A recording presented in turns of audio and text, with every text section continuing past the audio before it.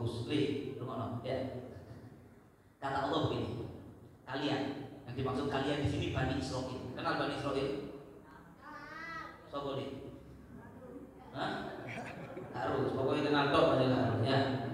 Ini dikasih ciri-ciri bu, sampai bapak-bapak wis seru. Bani Israil anak cucunya Nabi Yakub. Ya, Israil itu Nabi Yakub. Bani Israil anak putune Nabi Yakub. Lah sampai maca di Quran, ya Bani Israil, ya Bani Israil, Bani Israil, Bani Israil. Banyak di Quran kata-kata itu. Yang dimaksud Bani Israil, Israil gelarannya Nabi Yakub, Bani Israil anak putune Nabi Yakub. Nah, anak putune Nabi Yakub ini banyak yang jadi nabi. Ya, Nabi Yakubnya sendiri nabi, punya anak Nabi Yusuf ya kan? Nabi, dari situ Nabi Musa, Nabi Isa, Nabi Yahya, Nabi Zakaria, Nabi Daud, Nabi Sulaiman, itu semua keturunan Bani Israil. Semua keturunan Bani Israil. Nah, orang Bani Israil itu diturunkan diantaranya kitab suci oleh Allah, ayat firman-Nya Allah, sebagaimana kita diturunkan Quran, mereka diturunkan Taurat kepada Nabi Musa. Nah, di dalam Taurat ada aturan. Di antara aturan yang dilarang oleh Allah, orang Bani Israil tidak boleh perang sesama Bani Israil. Apapun alasannya, pokoknya perang sesama keturunan Bani Israil tidak boleh. Cari Gusti Allah di mana? Allah. Perang tidak boleh, membunuh sesama Bani Israil tidak boleh, mengusir dari kampungnya orang-orang sesama Bani Israil tidak boleh. Dan kalau ada orang Bani Israil yang ditangkap dalam peperangan jadi budak, harus dibebaskan. Misalnya Bani Israil ini ditangkap jadi budak, ditol di pasar, Bani Israil yang lain wajib urunan untuk membeli dia, dibebaskan. Itu aturan Allah di dalam kitab Wis. Di Madinah biasa belum Kanjeng Nabi datang ke Madinah, namanya Yastrib. Itu ada suku Yahudi, diantaranya Bani Nadir sama Bani Quraidah. Ini Bani Israil semua. Bani Nadir keturunan Bani Israil, Quraidah juga keturunan Bani Israil. Dengan cerita yang panjang, kata cerita nunggu kesuwen, intinya terjadi perang. Padahal gak oleh. Quraidah merangi Nadir. Akhirnya perang, Nadir kalah, dibantai rumah-rumahnya Bani Nadir dibakar, dirobohkan, orang-orang Bani Nadir diusir, keliaran, maka kemudian ditangkap sama orang-orang non Bani Israil, suku Aus panjang ya, tidak ada budak. Barang wis dadi budak, Bani Quraidah mang teko nebus. Iki sing mau Bani Nadir tak tebus dibebasno. Wong Arab bingung, lho. Iki lah musuh semua. Lapo kon? Tebus. Mereka mengatakan umir Nabi Dalika. Oh, soalnya kita itu sama Allah di Taurat diperintahkan kalau ada Bani Israil ditawan, kita harus bebaskan. Tapi kenapa betul? Tapi ternyata tambah dihamu be Gusti Allah. Nah, itu ayatnya di Al-Baqarah. Dihamu kenapa? Kon itu kan dilarang memerangi. Dilarang memerangi, dilarang ngusir. Tapi kok kon perangi, kok kon ngusir? Mari ngono barang wis dadi budak, kon bebasno. Padahal ngusirnya koyo-koyo kon taat nang siji, sing siji iki gak kon urut, gak kamu hiraukan. Kalian wa huwa muharramun alaikum ikhrajuhum. Padahal kalian mengusir sesama Bani Israil itu haram. Apa tu'minuna bi ba'dil kitab wa takfuruna bi ba'd. Apakah kalian mengimani sebagian Taurat dan kufur kepada sebagian yang lain? Urusan bebas oke, urusan gak oleh merangi dilanggar. Loh, kok ini iman separuh-separuh? Taurat sing cocok kamu pakai, yang gak cocok kamu gak kereken, gak kamu lakoni. Apa kata Allah? Fama jazaa'u may yaf'alu dzalika minkum. Maka siapapun yang melakukan seperti itu, pele-pele, sing iki cocok dilakoni, iki gak cocok gak dilakoni, illa khizyun fil hayatid dunya, kecuali akan dijadikan oleh Allah hina di dalam kehidupan dunia. Turun dari akhirat. Maka nanti Bani Quraidah itu pada akhirnya sak kampung dieksekusi mati, diusir semua, dijadikan khizyun oleh Allah, hina di dunia. Wa yaumal qiyamati yuraduna ila asyaddil adzab. Kemudian di akhirat akan dihadapkan, dibawa, digiring kepada siksa yang lebih dahsyat, lebih sakit, yaitu di neraka. Ojo sampai kula kali jenengan sedaya umat Kanjeng Nabi Muhammad kecemplung golongan yang sama, mengimani sebagian kitab, mengkufuri yang lain. Di Quran jelas tiada Tuhan selain Allah. Kok ono wong Islam mengatakan ya apapun agamanya koyo iklane sosro. Tahu iklannya teh botol sosro teman? Ya, apapun makanannya, minumnya, teh botol sosro. Kalau nak menuang kepingin gaya iklan teh gak tutup mengatakan apapun agamanya, kalau mati masuk surga. Agama itu adalah seperti jalan yang berbeda-beda menuju tujuan yang sama. Itu jari sopo dul. Ya, lek jari Quran. Kalau saya ikuti panduan Quran. Kata Quran, inna dina indallahil. Ini paling harus dibalik, bahaya nanti generasi ke depan ini dalam hal ini. Ya, inna dina indallahil Islam. Jari Allah, agama sing teko Gusti Allah hanya Islam. Toh, lihatnya bukan dari Allah. Siapa yang yabtaghi ghairal islami dinan? Kata Ustaz ini beliau ini menjadi bukti kalau saya ayatnya gak karang. Kan ada benar adanya. Yabtaghi ghairal islami dinan fala yuqbala minhu wa huwa fil akhirati minal khasirin. Siapa orang yang memilih agama selain Islam, maka tidak akan diterima di akhirat oleh Allah, akan merugi melbu neraka. Loh, itu cari Allah. Innal ladzina kafaru min ahlil kitab lagi apa kabeh? Ya, min ahlil kitab wal musyrikin fi nari jahannam. Orang kafir dari kalangan ahlul kitab, Yahudi, Nasara, dan musyrikin, agama-agama penyembah berhala yang lain. Kalau mereka tidak masuk Islam, kemudian wafat dalam keadaan mati dalam keadaan tidak memeluk Islam, tempatnya di neraka jahanam. Itu kata Quran. Kok ngomong melbu surga? Mana sih ngomong ini? Orang tidak bertanya apa agamamu. Yang penting bagaimana peran dalam masyarakat. Iya, wong gak takut, tapi kamu nanti dikubur sama malaikat, belum ditakoni peran masyarakat, ditanya man rabbuka, wa man nabiyuka, ya kalau talqin, wa madinuka. Kamu nanti dikubur ditanya, Tuhanmu siapa? Nabimu siapa? Agamamu apa? Barang jawabannya gak tepat, langsung di lopok, dorong ditakoni, aku biyen loman, aku biyen toleransi, iku gorong nanti terakhir. Ya. Ditanya dulu wa madinuka, agamamu apa? Maka ayo jangan sampai kita Islam tapi kemudian meyakini sesuatu yang bertentangan dengan Al-Qur'an. Ono Islam disuruh pakai kerudung mau bagus, alhamdulillah. Sembahyang gelem. Lah kok rabi ambil lelaki non muslim. Baru ini. Bukan di Amerika sana, bukan. Di Semarang kan numpak tol Tanjang tuh. Ya, di Semarang. Oleh Semarang oleh rong minggu di Jakarta mana di Balen wedok jilbaban wis apik jilbaban nutup aurat. Perintah Allah berjilbab digawe. Begitu larangan menikah dengan non muslim gak digawe soalnya kadung cinta. Padahal saya gak mau ayat disahkan sampai ada di Baqarah ayat 200 sekian, di surat Mumtahanah itu jelas dilarang secara mutlak seorang perempuan yang beriman menikah dengan lelaki non muslim. Maka kalaupun menikah masih kayak acara pesta 7 hari 7 malam, masih ditunggu kiai, ditunggu habib, ditunggu siapapun, opo paro opo ulang kau paro alaika wa jamaah baik aku mami khair misalnya ditunggu tetap rabi nikah sah. Wong beda agama mulai nang omahe kumpul, yaitu namanya kumpul padahal kebun ini kumpul hari kok gak jelas. Kumpul kebo zina, punya anaknya anak zina, nikahnya nggak sah. Beb, apa ini ada beda pendapat? Tidak ada beda pendapat. Mau nasnya jelas kok ada beda pendapat. Beda pendapat itu ulama ijtihad kalau tidak ada nas sharih. Kalau ada nas sharih, ini maklum minad din bidarurah. Tidak ada beda pendapat. Lek ono ustaz kemudian mengatakan menurut ini boleh perempuan muslimah nikah sama nyemplung sumur air itu. Ngeruweti itu ya.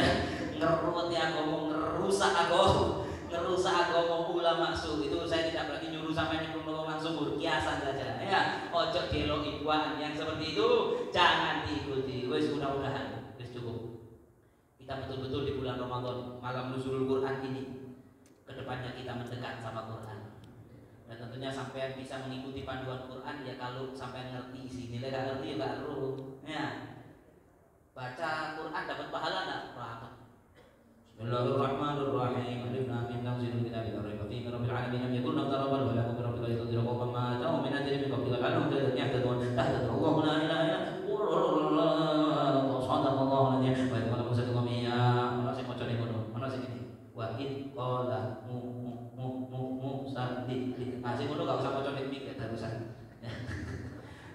apa yang mau saya sampaikan? Ngaji Quran langsung kuater, gak ngerti babar belas, itu ya bagus. Ya. Karena tetap cari kanjeng Nabi man qara'a harfan min kitabillah falahu bihi hasanah. Sampai maca Quran satu huruf itu oleh ganjaran satu huruf satu pahala.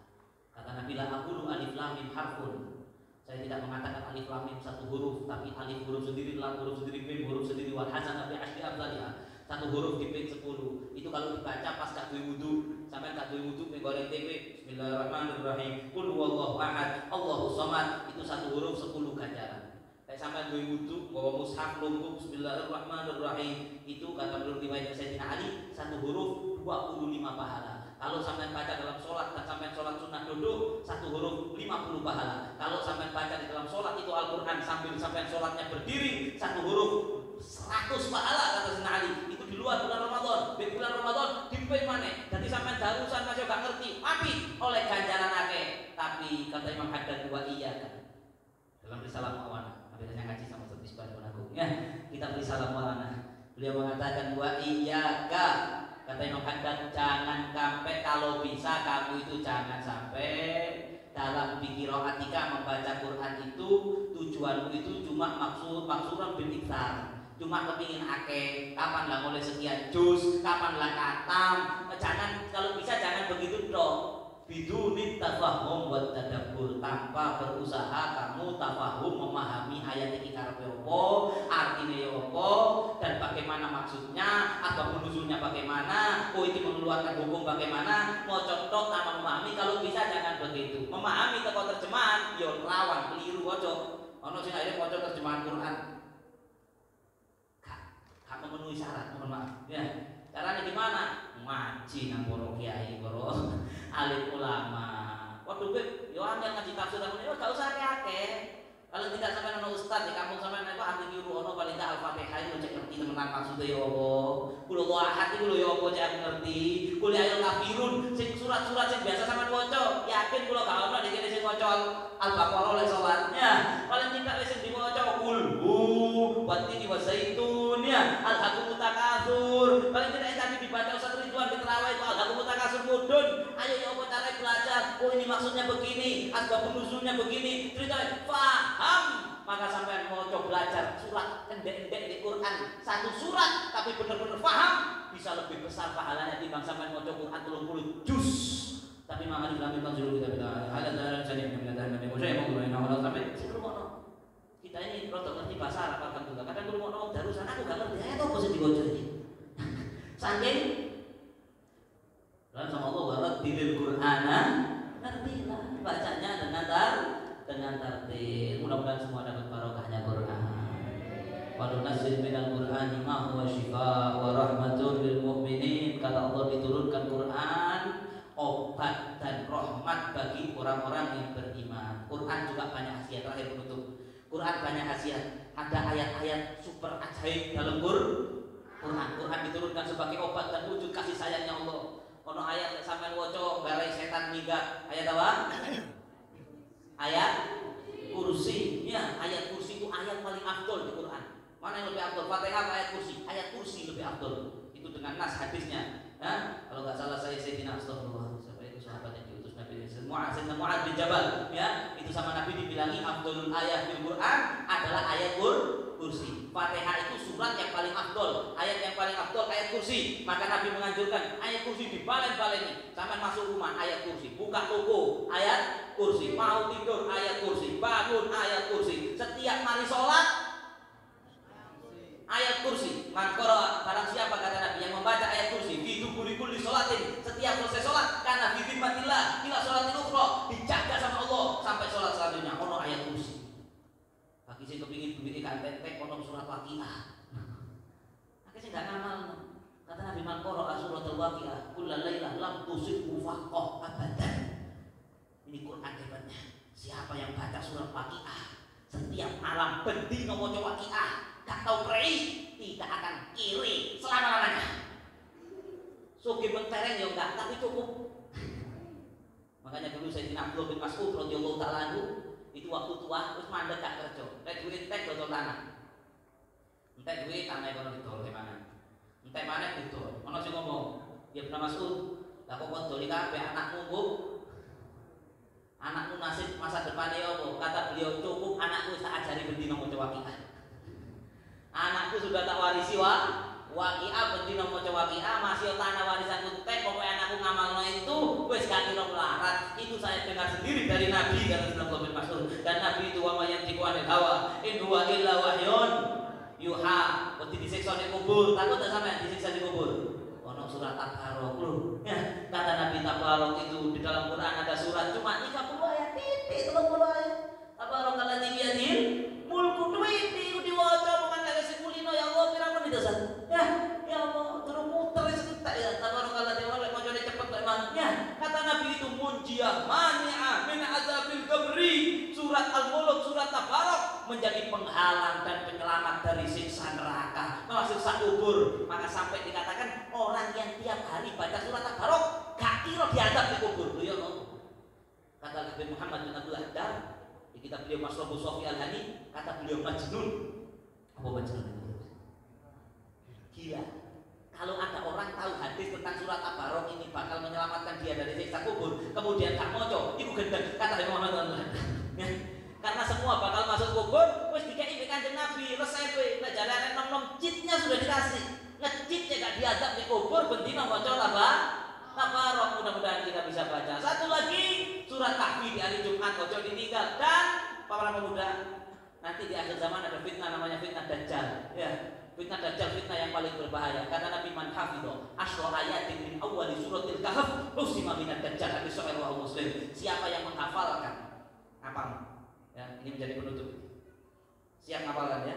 Siapa yang menghafalkan 10 ayat pertama dari surat Al-Kahfi. Ini 10 ayat. Alhamdulillahilladzi anzala 'ala 'abdil kitaba wa lam yaj'al lahu iwaja qayyima sampai opposite ke-10 itu lali saya. Ya, ala kulli hal siapa yang hafalkan 10 ayat pertama surat Al-Kahfi, usima minad dajjal, maka dijamin sama Nabi dia akan terlindung, gak bakal kena fitnah Dajjal. Maka anak-anak kecil ayo dibiasakan.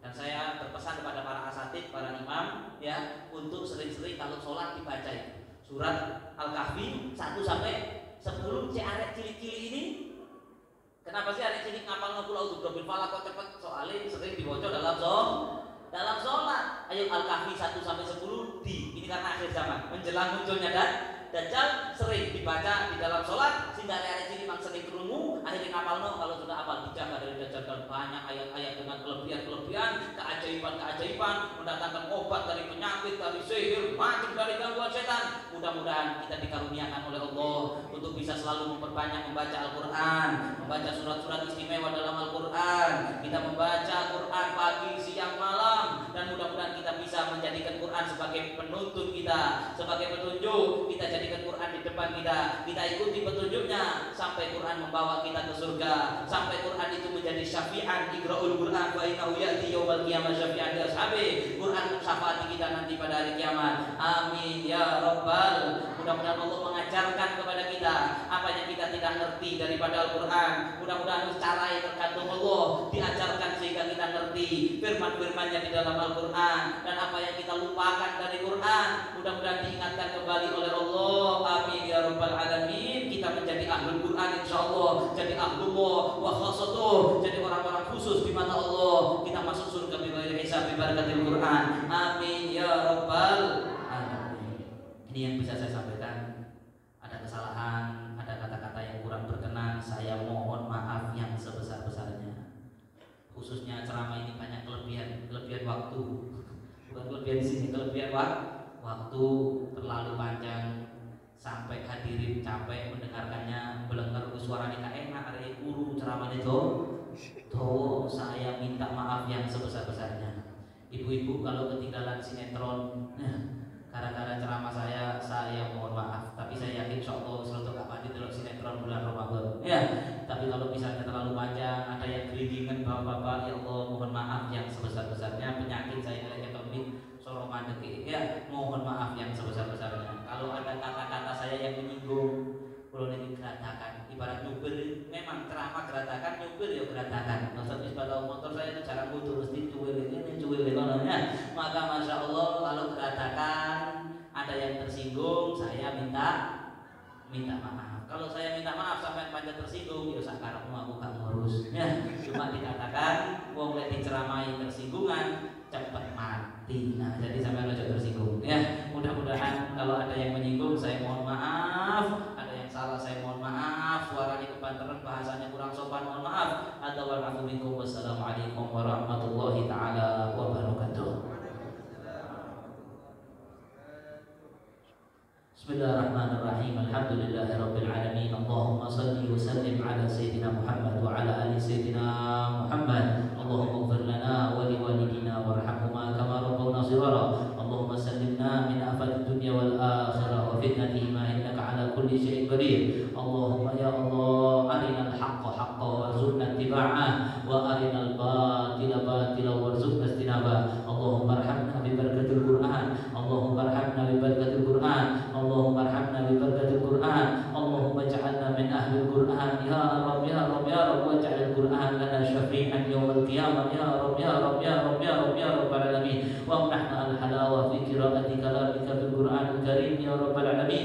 Wa nas'aluka ya Allah an taj'al auladana wa dhurriyyatana min ahli al-Qur'an, dhurriyyatana wa ahlana wa dhurriyyatana wa auladana min ahli al-Qur'an ya Rabb ya Rabb ya Rabb ya rabbal alamin. Allahumma la tata'lana dhanban fi maqamin hadha illa ghafartah, wa la aiban illa satartah, wa la hamman illa farajtah, wa la maridan illa syafaitah, wa la hajatan ya Allah, wa la aziban illa zawajtah, wa la hajatan ya Allah min hawaijid dunya wal akhirah lana salah, wa la qaridan illa qadaitaha wa yassartaha ya rabbal alamin wa ya khairan nasirin bi rahmatika ya arhamar rahimin. Allahumma arzuqna al-qiyam bi hurmati lailatul qadril azim. Allahumma ya Allah urzuqna al-qiyam bi hurmati lailatul qadril azim wa mujanabat al-azam fi syahr ramadanil karim wa layla fi lailatul qadril azim ya rabb ya rabb ya rabb ya rabb ya rabbal alamin. Rabbana atina fid dunya hasanah wa fil akhirati hasanah wa qina adzaban nar. Wa sallallahu ala sayyidina Muhammadin wa ala alihi wa sahbihi wasallam walhamdulillahi rabbil alamin bi sirrin